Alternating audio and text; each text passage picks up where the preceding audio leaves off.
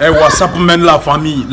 na Nigeria da Allah ku yi shartin wanga video yana da muhimmanci akwai matsala sosai arewa cikin Nigeria masoyan mu kun san dan Niger kuwa me arewa masoyana na dole ya kamata mu yi magana bisa abun ga Baba Tununu an sace mata yan makaranta cikin an yi kidnapping su cikin makaranta Baba Tununu kun liƙe baki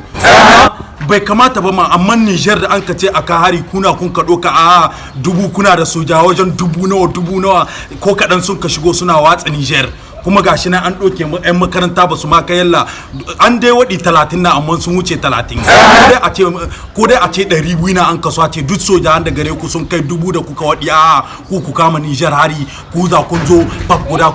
ku tai ku wani abu gashi nan shiru na bai kamata ba kowa yayi shiru masu kudi an yi shiru ana cin haƙin talaka an sa diyan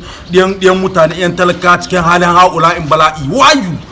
menene wanga abu kuka kama mutane matsaloli cikin ƙasa ya kamata ku wani abu shugabanniwa fisbilillahi ni dan Niger na yutol so aka ce min la family kuma in nayi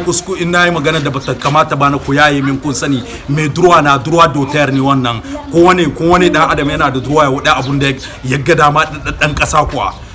mai masoya na gare ni ya kamata in yi magana bisa gare shi Baba Tununu bai kamata ba wallahi ko wani abu ministerorin na Nigeria ai wani abu mana ya mata na ma an ka kame kun yi shiru kun liƙe baki alaikum why you has not no is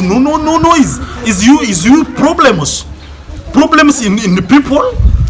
no shit man